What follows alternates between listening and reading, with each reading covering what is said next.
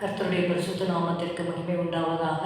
இந்த காலை வேளையிலே கர்த்தர் நம்மை ஒன்று கூட்டி சேர்த்த அவருடைய கிருபைக்காக கர்த்தரை நாம் ஸ்தோத்திரிப்போம். ஹல்லேலூயா. நன்றி ஆண்டவரே, நன்றி அப்பா. Thank you Jesus. ஆண்டவரே, இந்த புதிய நாளுக்காக உமக்கு நன்றி அப்பா. ஸ்தோத்திரம் ஸ்தோத்திரம் ஸ்தோத்திரம். போற்றி துதிப்போம் என் தேவ தேவனை புதிய கிருபையுடனே, நேற்றும் இன்றும் என்றும் மாறா இயேசுவை நாம் என்றும் பாடி துதிப்போம். இயேசு என்னும் நாமமே என் ஆத்துமாவின் கீதமே, என் நேசரேசுவை நான் என்றும் ஏற்றி மகிழ்ந்திடுவேன். கலாத்தியர் 5வது அதிகாரம் 5வது வசனம். நாங்களோ நீதி கிடைக்கும் என்று ஆவியை கொண்டு விசுவாசத்தினால் நம்பிக்கையோடு காத்திருக்கிறோம். Galatians 5:5. For we through the Spirit wait for the hope of righteousness by faith. We read here, we through the Spirit. So Paul emphasizes that the Christian life is empowered by the Holy Spirit. It is the Spirit who enables believers to live in faith and holiness.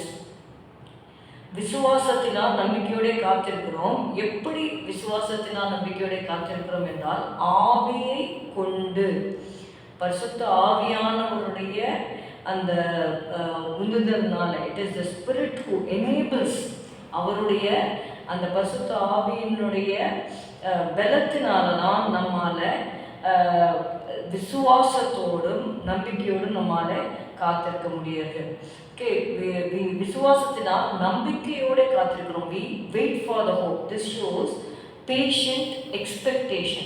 நம்ம ஒரு எதிர்பார்ப்போடு ஆண்டவர் வருவார் என்கிற அந்த எதிர்பார்ப்பு நமக்குள்ள இருக்கிறது. நமக்கு நீதி கிடைக்கும் என்கிற நம்பிக்கை இருக்கிறது. We must look forward to final fulfillment of God's promise, eternal life and complete righteousness at the return of Christ.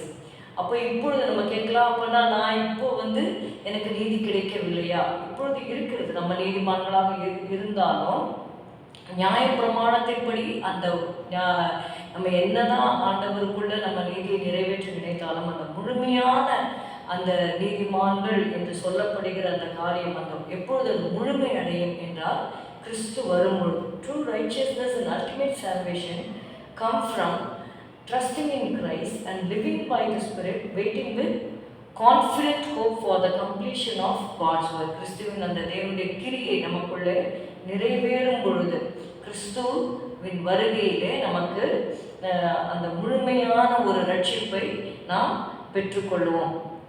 இங்கே பார்த்தீங்கன்னா 4வது வசனத்தில், நியாயப்பிரமாணத்தினால் நீதிமான்களாக விரும்புகிற நீங்கள் யாவரும் கிறிஸ்துவை விட்டு பிரிந்து கிருபையின் என்று விழுந்தீர்கள்.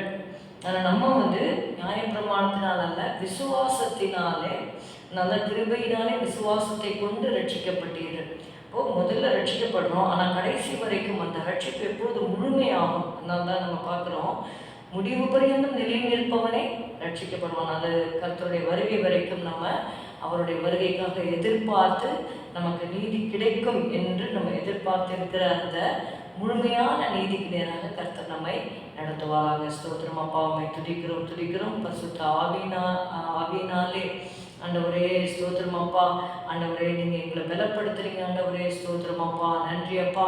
ஆண்டவரே ஸ்தோத்திரம் ஸ்தோத்திரம். நிச்சயமாகவே முடிவுண்டு உன் நம்பிக்கை வீண் போகாது என்று சொல்லிடுற ஆண்டவரே. ஸ்தோத்திரம். உடைய வருகைக்காக காத்திருக்கிற ஒவ்வொருவருக்கும் ஆண்டவரே இயேசுவே அப்பா, அந்த எதிர்பார்ப்போடு ஆண்டவரே ஸ்தோத்திரம் ஸ்தோத்திரம் ஸ்தோத்திரம், அந்த நித்திய நீதியை நாங்கள் பெற்றுக்கொள்ள எங்களுக்கு உதவி செய்யும். இயேசுவின் நாமத்தில் பிதாவே, ஆமென். என் ஆத்துமாவே கர்த்தரை ஸ்தோத்திரி, என் முழு உள்ளமே உடைய பரிசுத்த நாமத்தை ஸ்தோத்திரி. என் ஆத்துமாவே கர்த்தரை ஸ்தோத்திரி, கர்த்தர் செய்த சகல உபகாரங்களையும் மறவாதே. Good morning. Have a good day. God bless you.